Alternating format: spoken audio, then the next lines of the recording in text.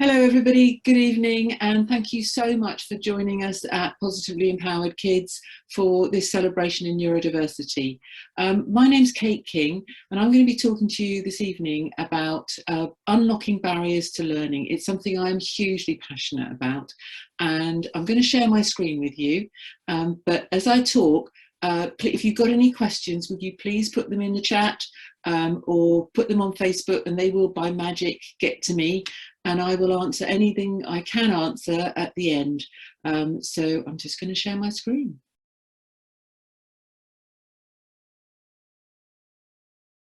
Here we go. So I'm Kate King and I want to tell you about the barriers to learning and working. And I've included working because these barriers don't go away. They stay with us for life. But what happens is we adapt.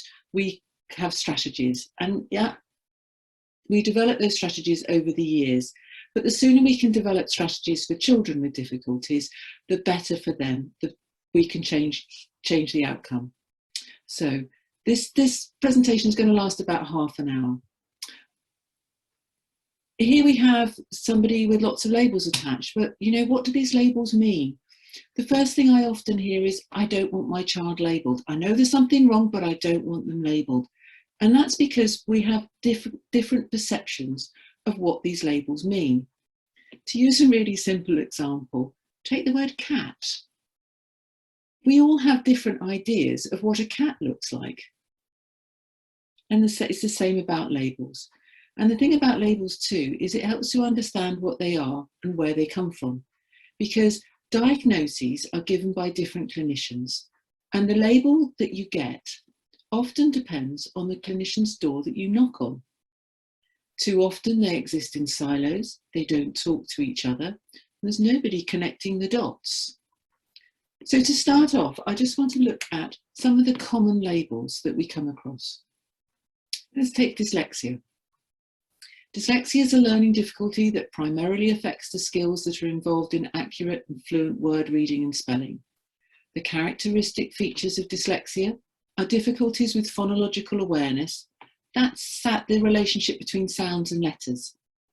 Verbal memory, that's what we hear, what we can hold in our memory. And then verbal processing speed. How can we make sense of what we're hearing?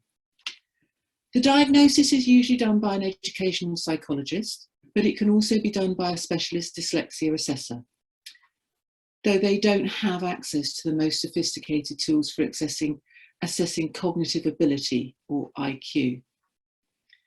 Dyslexia occurs across a range of intellectual abilities, and it's often thought of as a continuum, without distinct categories, no clear cut-off points. We often hear the descriptors, mild, severe, but there are no set classifications. We usually use the term severe when an individual hasn't responded to targeted intervention. The educational psychologist assessment is very thorough and looks at basic skills or abilities, comparing those to attainments, skills that we use when we read and we write and we spell. So the blue bars here are the ability and the red ones are skills. Looking at a profile like this provides valuable information, not just for the diagnosis, but for intervention. This is a fairly typical dyslexic type profile with a weakness in working memory that you can see here. And that affects the process of reading and spelling. So you can see the scores for reading here, reading speed, reading comprehension, and for spelling are very much reduced. Okay. Standardized scores, just to explain quickly, the standardized score of 100 is average. And we have the average band that runs between 115 and 85.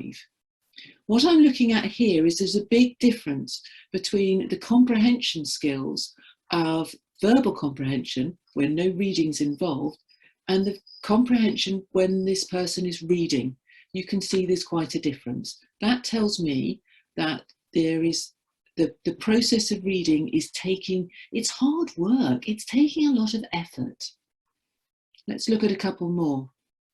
Here we've got a reduced working memory, but we've also got something called processing speed, which is slow.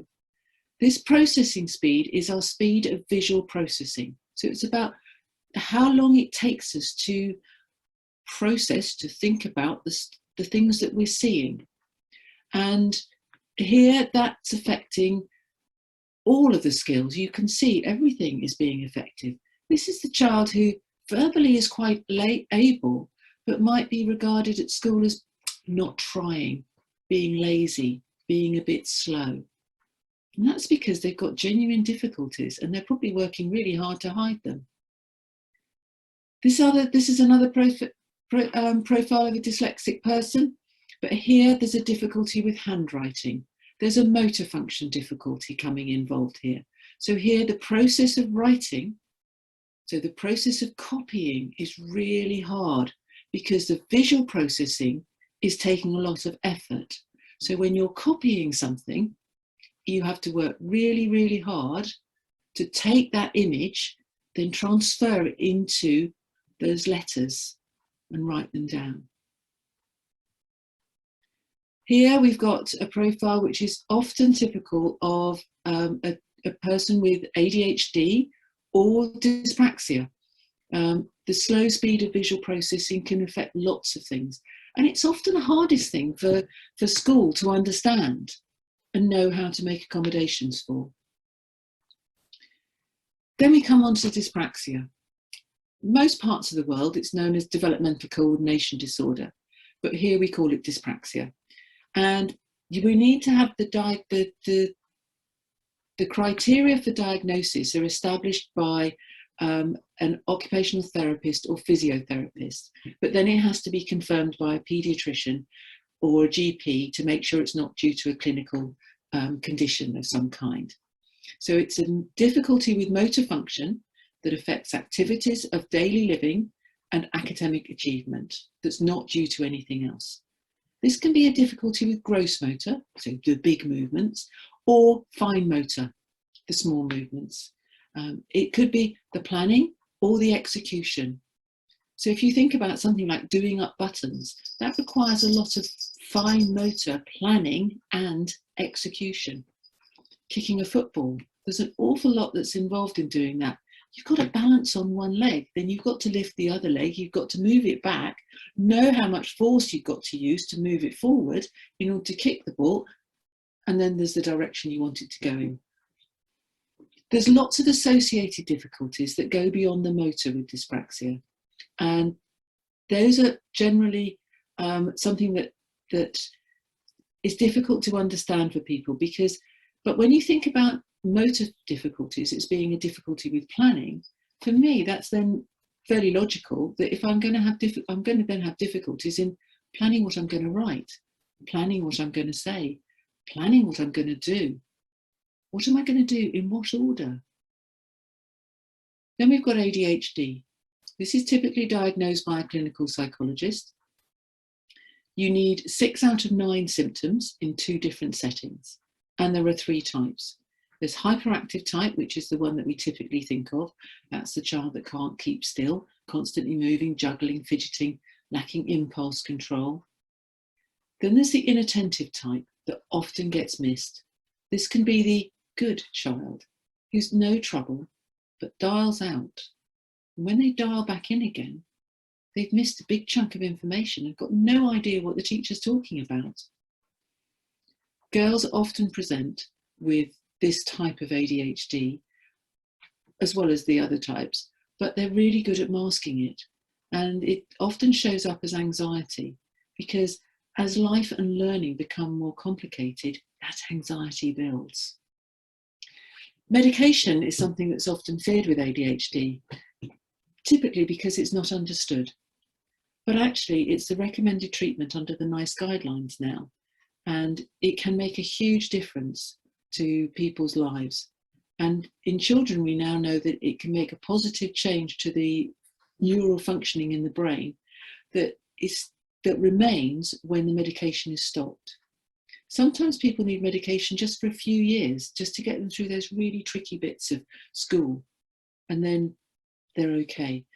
In adults, it's the diagnostic criteria of fewer symptoms that need to be detected.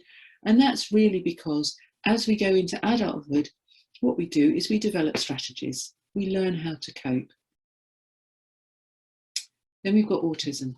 This is a hugely complex diagnostic process involving two clinicians looking at the cognitive assessment, so that's the educational psychologist bit, and then a language assessment, because it's a communication difficulty, and the diagnostic interview that looks at all the other things that we associate and need to have evidence of for a diagnosis.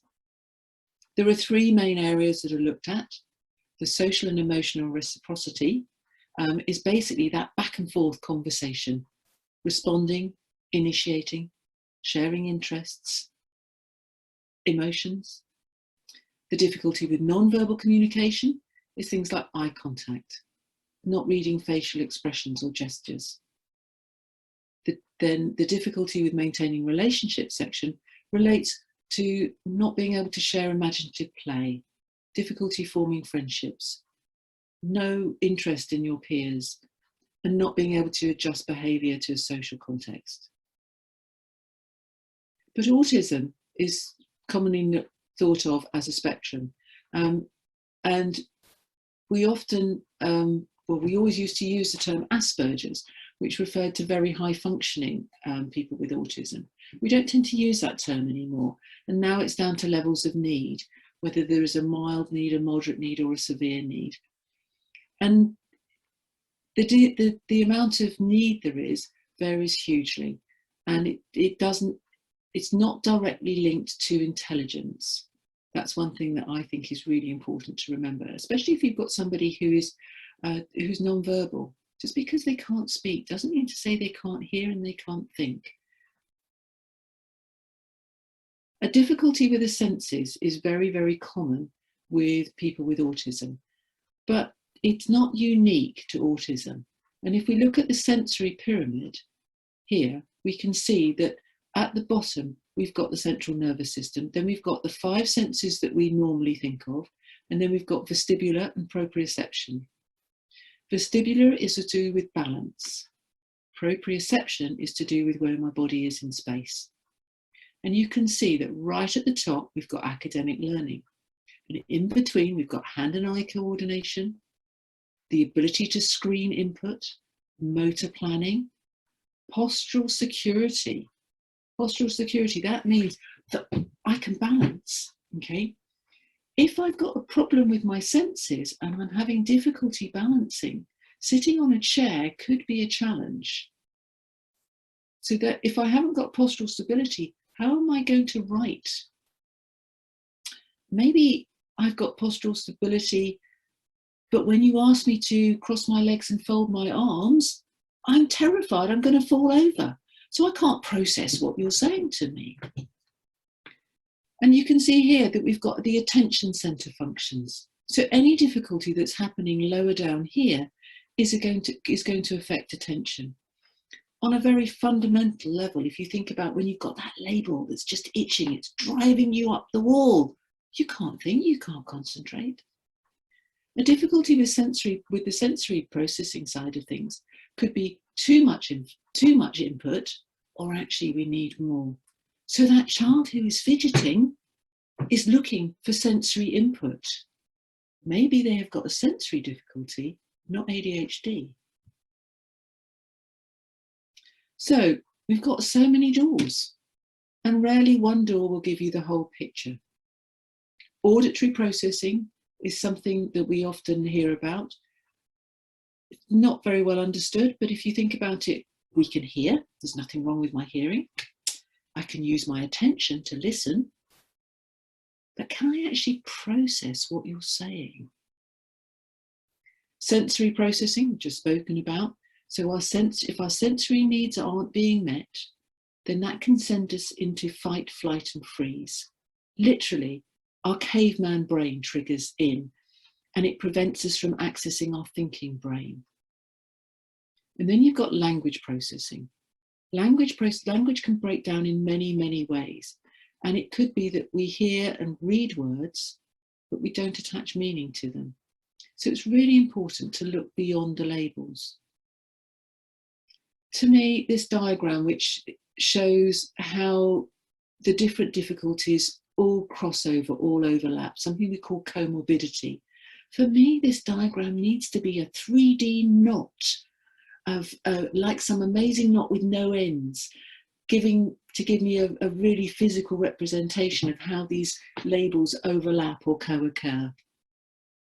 And there are plenty of labels with specific diagnostic criteria diagnosed by different clinicians, from audiologists and behavioural optometrists to geneticists and speech and language therapists. So you can see it's really hard to know which door to knock on. And then we have this crossover. There's loads of three-letter acronyms here, which I apologise for, but I thought it was quite a useful thing to look at when you see up to 4 in 5 people with autism have dyspraxia. And then 1 in 2 people with dyspraxia have ADHD. Only in 1998 did we really accept that co-occurrence was the rule and not the exception. And I find it quite staggering that it wasn't until 2013, so 7, 8 years ago, that it was accepted that somebody could have autism and another co-occurring condition. But you know, all of these labels are umbrella terms, with each individual having their own combination of strengths and difficulties that are impacted by their environment and the demands that they're facing.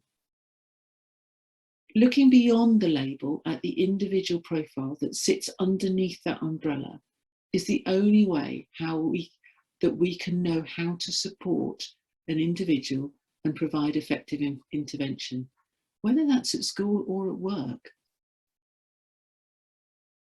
Whilst an educational psychologist assessment provides really valuable information to inform intervention and differentiation, it's not the whole picture. Sometimes the way forward can feel like a maze. That's why, for me, the individual profile is the important thing. I like to think of the individual as an iceberg. The behaviour we see is based on a feeling, and that feeling is rooted in a need. On a very basic level, I'm grumpy. I'm feeling hungry. I need food. I've been asked to do some writing, so I'm sharpening pencils. I'm sharpening lots and lots of pencils, everybody's pencils. I feel anxious about the process of writing. I need help with my handwriting and my spelling, maybe. We have to look below the waterline. But where do we look? For me, it's really important to look at all of these categories, to look at memory, vision, what's going on the auditory level, the senses, the attention. Can we organise ourselves? Can we manage our time? When can we speak to express ourselves? Can we understand? Then we've got the difficulties with literacy and numeracy, where they might be breaking down, and the physical coordination, the fine gross motor. And it's really important to look at emotions and feelings as well, because anxiety affects our working memory and it can stop us from accessing our thinking brain. Let's take a look at this little chap. He hates reading. But why does he hate reading? We all hate doing something that's difficult, which is why working out where the process is breaking down is the key. Does he have a difficulty with decoding words, recalling the sounds, the letters, the letter pattern, and the sounds and the letter patterns make? Is it hard for him to remember the high frequency, irregular words? Do some of the words lack meaning? I remember a teacher telling me that they'd taught these children history and they'd talked about monarchs and monarchies, but these children hadn't made the link between the word monarch and king and queen. So when the exam question asked them to write about a monarch they knew, they didn't know what they were being asked about. So this little boy, he's struggling to recall not what he's just read, perhaps, but it could be something else. Maybe the text blurs or moves. If that's the case, then what he needs isn't an educational psychologist, but a behavioural optometrist. Eye exercises could strengthen those muscles in his eyes and solve the problem. But the thing about difficulties is that they change over time. We have to keep reviewing and asking the question, what are the challenges now? What strategies or support is needed now? Diagnoses don't tend to come with a handbook, and the advice that's given is often generic and not age appropriate. Take dyspraxia, for example, a difficulty with motor function and planning and organisation. So at the age of 4, I need to plan and organise and coordinate my limbs to be able to climb that climbing frame that I want to climb. At the age of 6, I'm having challenges with handwriting, making my hand do what I want it to do to form the letters, or maybe riding a bike. By the age of 13, my difficulty is with the organisational skills. I've got to plan and write an essay. I've got to start at the beginning, but I don't know what to say. And then at 16, you've got to manage your time in an exam. By 17, learning to drive could be a serious challenge if you've got a motor function difficulty and you've got to do lots of different things at once. Or perhaps cooking. And then the idea of using a knife and not losing your fingers. And then by 19, the challenges change again. You want to live independently. You need to be able to organise your time, shopping, washing, paying bills, attending lectures, being on time for work. So it's very easy to see how the challenges change over time. And it's really important that we keep going back to what strategies and or support are needed now. Girls.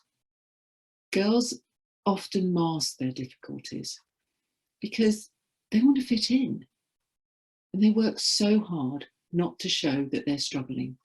So they often present with anxiety or depression, which leads to misdiagnosis, ending up potentially with medication for the anxiety or the depression, and not looking below the waterline and meeting their needs.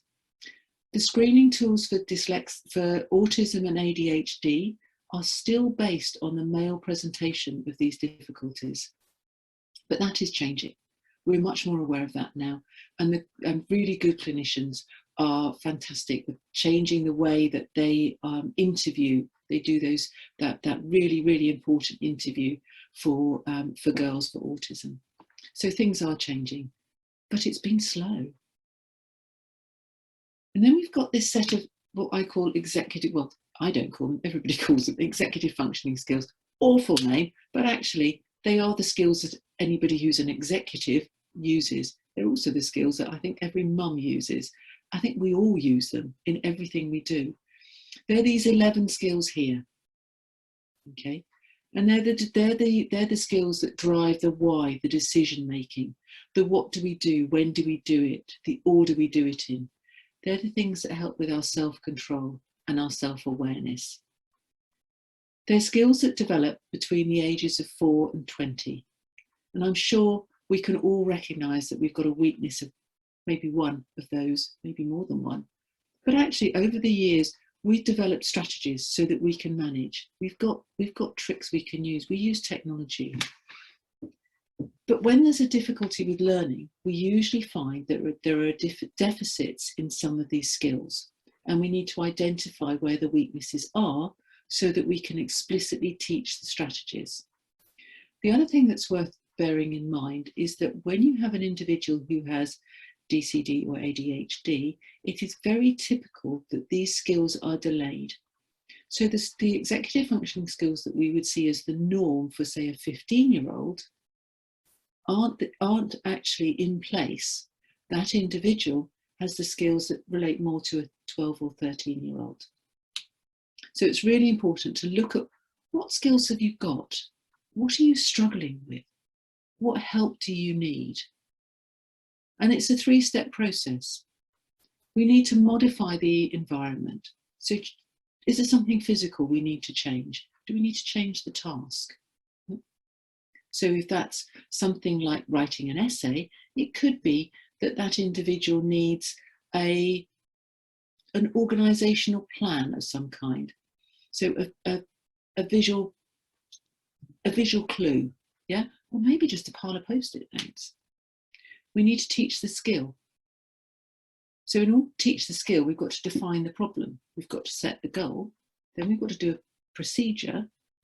And check, is that working? Does that work for that individual? And if it doesn't, we modify it. But we've got to teach the skill.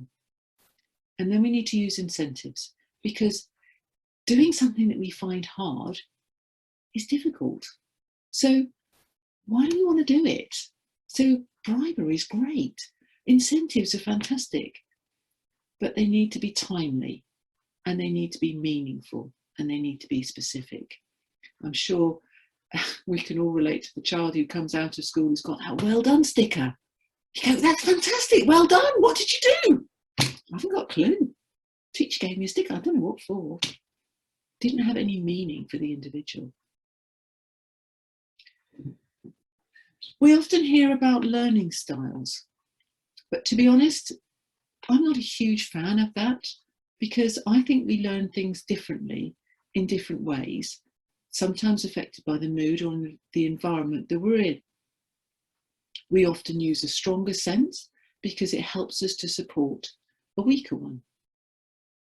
Do I need the touch? Because I need some sensory feedback to support what I'm seeing, to interpret it. If I find it hard to process visual information, I need support on an auditory level. Can I process what I'm hearing?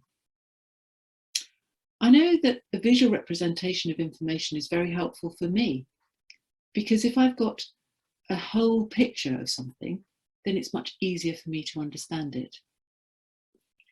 But when I'm reading something, I find it hard to process what I'm hearing. If I listen with my eyes closed, I can concentrate really well. How many times have you been in a presentation where you're so busy reading all of that text on the slide that you can't actually think about what the presenter is saying? Or perhaps for you, it's the other way around. It's knowing what works for the individual that's key. So I come back to the iceberg and the importance of observation and looking below the waterline at whatever's going on. It affects us, and it affects our bucket, because we've all got a bucket. The things we find difficult or stressful are drips in our bucket that gradually fills up. As adults, we generally recognise when our bucket is filling, and we have strategies on how we can lower the level. Going for a run or a walk, meditating, having a glass of wine, whatever works for us. But for children, it's harder. Typically, they don't recognise that their bucket is filling up. And it could be it's filling up because of their sensory needs. It could be filling up because of their anxiety. It could be filling up because they're feeling lost because they couldn't keep track of what the teacher was saying. Work and behaviour tend to deteriorate. They disengage with learning. Maybe the bucket overflows and they have a meltdown. It's not just recognising what might be filling their bucket that's important, but it's also about teaching them to recognise that the bucket's filling up, but to teach them how to stop the overflow or the overwhelm. And then if that does happen, how they can calm themselves down. Because when that overflow happens, the prefrontal cortex is completely disconnected. The thinking brain is just not working. It's not until they calm down that they can process what we're saying, and then we can help them. So for me, there's a lovely phrase, the closest crocodile, which was used by a friend of mine years ago, and it really resonates with me, because when learning or working is tough, it can feel like this, sitting on an island surrounded by crocodiles. But actually, it's a case of dealing with the closest crocodile. Working out what to do about the others will follow. Let's deal with them one step at a time, because small changes can lead to big differences. So it's over to you for questions. I've only scratched the surface, but hopefully I've shared with you how important it is to look beyond the behaviour we see and just keep asking why. So here are my details. Everything starts with a free discovery call that you can schedule through my website. So if something's troubling you, if you've got concerns, contact me. Let's talk about it. If I can help you, I will. If not, I can probably signpost you to somebody else who can. So I'm going to just take a look at the chat and see if we've got things. The recordings are, these sessions are all going to be recorded, and they'll be made widely available. And so hopefully people will be catching up with this on a different day. And if that's the case and you're watching this on playback and you've got a question, ping me an email, message me. I'm on Facebook, and you can find me through my website. It's been an absolute pleasure and privilege to share a little bit of my knowledge with you. So I'm going to stop sharing the screen now.